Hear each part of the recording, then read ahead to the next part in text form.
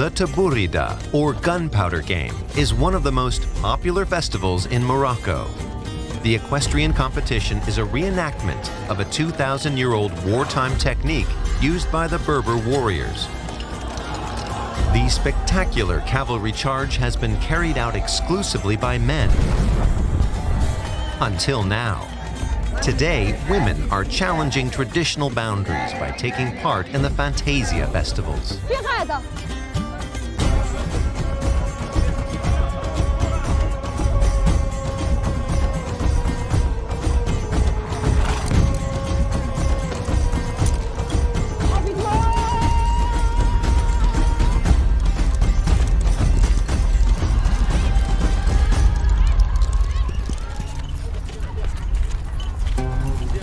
Afra Benbi heads an all-female riding troupe. It's one of only 13 female teams in the country, which has more than 5,000 men's groups. The women are rehearsing for an upcoming Fantasia. They will be the only women's team among 46 at the event. What the equestrians have to focus on in this sport is not just the interaction of the horses, riders, and their movements, but the rifles too. Afra's team is not yet properly synchronized. Some of the women are riding with the group for the first time. When I say sit, you can't do your hair. The horses have to be in line now. You just did it. Look, sit. Hello, Black and White!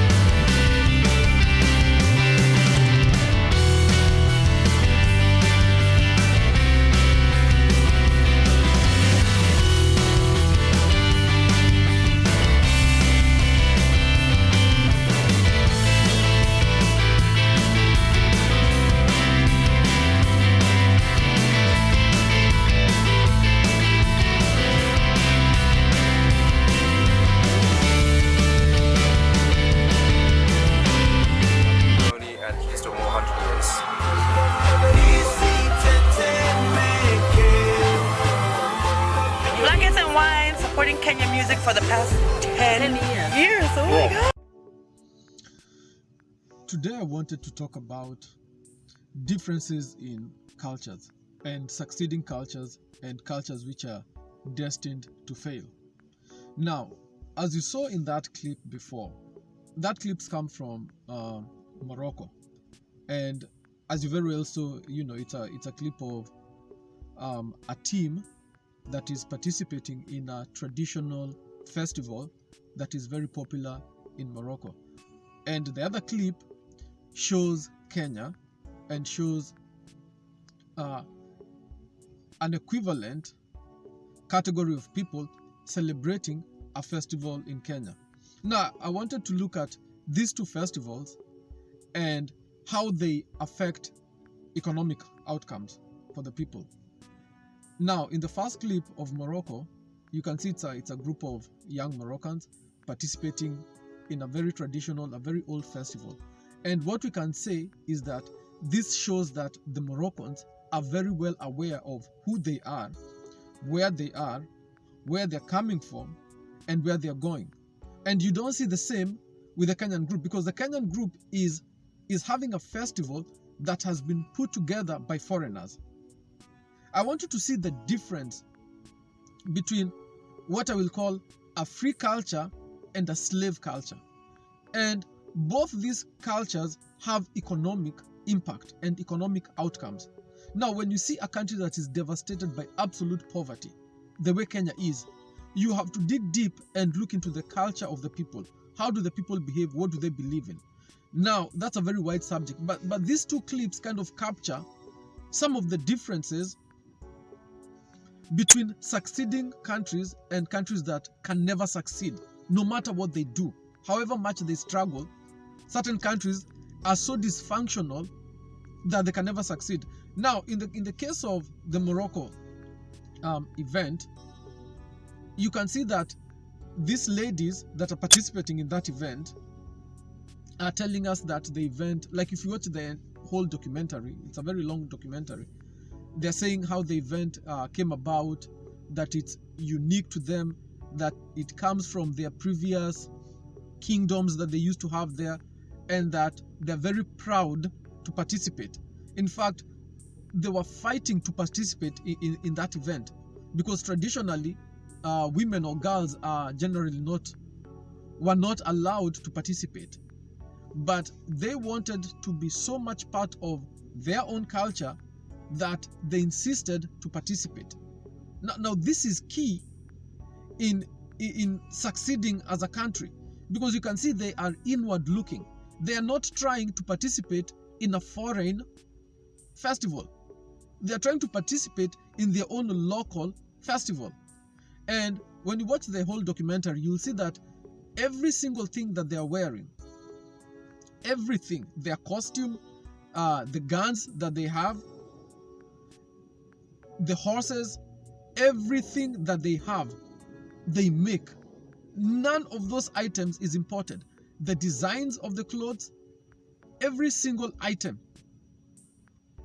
in that festival is made in Morocco by Moroccans. The trainer is a Moroccan. The organizers are Moroccan. The audience is Moroccan. And on such days, it's also a huge market day, because vendors come to sell and do all sorts of things. And all the vendors are also Moroccan. So in other words, this is something that Moroccans are doing for Moroccans.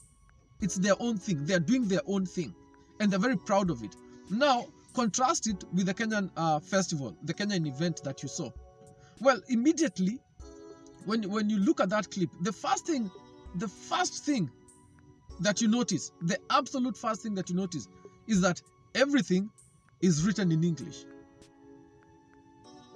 So already that gives you an indication who is in control over that event. And the second thing that you notice is that it is being sponsored by a foreign company. You saw the Red Bull thing, and you can see all the foreign companies that are sponsoring the event. So that tells you who is benefiting from the event, because it is those foreign companies that will sell. They will become the vendors at that event. Do you see the difference? In Morocco, it's the local vendors who are making all these things that will benefit from the event. In the case of Kenya, it is the foreigners who will benefit from that event. Now, when you saw in the case of Morocco, you saw the way the girls were very well poised, very dignified. They were looking very classy. In the case of Kenya, you saw the girls of the same age participating in debauchery. You saw the lesbianism that they were pushing. You saw that. So you can see it's a vehicle for Western debauched culture to take over the youth of Kenya. And you saw they were pushing for alcohol. In the case of Morocco, you did not see them pushing for alcohol. In the case of Kenya, they are pushing for girls to smoke. In the case of Morocco, they were not pushing for the girls to smoke. You can see the absolute contrast between a free culture and a slave culture, because the slave wants to become like their master. Whatever they see their master do, that's what they're doing. So if you ask any of these Kenyans, traditionally, did you have any festivals at all before you invaded and colonized? Yes, they had festivals. What happened to those festivals? The people of Kenya despise any traditional festival. And anytime such a festival is put on show, is not put on show for Kenyans. It is put on show for the benefit and entertainment of foreign tourists. You understand? And so, just by looking at these two events, you can easily tell which country is more successful than the other. Because the Moroccan event, they're making those things that they're using in the event. In the case of Kenya, you saw nothing of whatever is being used at that event is being made by Kenyans. The Red Bull is not made by Kenyans, it's a foreign company. Every single thing that they are pushing in the Kenyan event is not made in Kenya. The clothes that you saw the people wear are not made in Kenya. They are not designed by Kenyans. The shoes are not made in Kenya, not designed by Kenyans. There is almost nothing Kenyan, as it were, in the Kenyan event. It is a vehicle of foreign conquest. What kind of conquest? Economic conquest. Because I always tell you, it is always about money. Someone is making money anytime anything happens. Even when you die, someone is making money. When you're born, someone is making money. So when you look at this event, who is making money? In the case of Morocco, the Moroccans are making money. Right? In the case of Kenya, it is the foreigners who are making money. It's not the Kenyans. There is nothing Kenyan about what you saw. And the other sad thing is that the Kenyans that you saw jumping up and down and smiling a lot, these are the middle class to the upper classes. In fact, I would say it's upper middle going up. No, these are the elites of Kenya. And you can see they're totally divorced from themselves. Absolutely divorced from themselves. And that creates a national crisis whereby the rulers of the country despise the country over which they are ruling. And they want really nothing to do with it. And so they portray themselves in the most foreign way possible. Absolutely. In fact, if they could press a button and turn themselves into foreigners, they would press that button. And so when you look at the case of Morocco, that sport is for rich people. It's also for the elite, because not everyone can afford to have a horse or to have all those horses and to feed a horse and to house a horse and to transport the horse all the way to where the festival is being held. It's a rich man's sport. And you can see how the elite of Morocco are in tune with their own history and culture. The elite of Kenya despises Kenyan history. In fact, the minute you mention the word history, they lose their temper. Immediately, you just see their face, their facial expression changing. You see a look of irritation and being offended. Don't start talking to us about those things, as we don't care. As we are here to act as Mzungu as much as possible. And so you can see that it's almost schizophrenia on a national scale, whereby you can clearly see that the elite of Kenya are actually mentally insane. They're literally out of their minds. And whatever is coming out from them is the manifestation of that they're totally cut off from themselves. And they truly believe that they are foreigners. They truly, within themselves, they truly believe that they are Europeans. And you saw, another thing you saw in the Kenyan event, you saw the prominent place given to foreigners. You could see that the camera would look for the foreigner in the crowd. And all opportunities, the biggest opportunities to become a DJ is given straight to a foreigner. That gives you an indication. In the case of Morocco, did you see a single foreigner being given the place of honor? You didn't see that. Probably they're not even allowed to participate. Do you see the fundamental differences between inward-looking cultures and outward-looking cultures? Inward-looking cultures tend to succeed because when you're inward-looking, you innovate. You resolve your own problems. Because you're looking at yourself and you're like, okay, how do I resolve this? outward-looking cultures never innovate. They have no interest in innovating. What they want to do is to copy what the foreigners are doing. So they never come up with any of their own solutions. So that in the case of Kenya, we have so many universities, but they will never innovate anything that is useful. So you go to the rural areas, people are drinking dirty water with no filters. And you're like, all the engineers in these universities, how come they can't come up with a simple, cheap filter that can be even on, or can be sold or even given to people who live in poor rural areas? They never come up with anything. You'll never hear a university in Kenya inventing anything. So what do they do the whole day? All those engineering departments, I don't know, all those people that are supposed to be the cleverest of us all. What do? Their focus is on what Mzungu is doing. They have no interest in self. So their focus is to write papers seeking grants from foreigners. That's it. In fact, one of the major dream that our university scholars have is to be recruited by a foreign NGO as they fulfill their, nefarious agendas in Kenya. That's their dream, to be recruited by a foreign NGO to do simple things. But they never innovate. And you can clearly see it's within the slave culture not to innovate, because the slave is trying to mimic the master.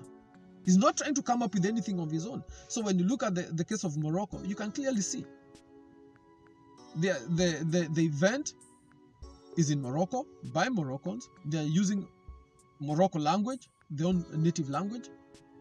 And the people who are organizing the event are Moroccans, and the beneficiaries are Moroccans, and the audience is Moroccan. In the case of Kenya, it's totally different. So I just wanted to use these two clips to show you the difference between a culture that will succeed eventually and another culture that is so dysfunctional that can never succeed at all. Thank you for watching. If you enjoyed this video, please like, subscribe, and comment below. Kenya's time has come. Our time has come. Your time has come. A time to succeed and not fail. A time to grow wealth and not poverty. A time to go up and not down. It's time for you to stop walking and drive your car. Stop renting and buy yourself a house. It's your time to get blessed. Join the CCV movement, and together let us kick poverty and unemployment out of Kenya. Become a member today. Donate what you can. And remember that the CCV is the only political organization in Kenya that is squarely built upon Christian values, unlike the rest. We'll see you next time. Thank you.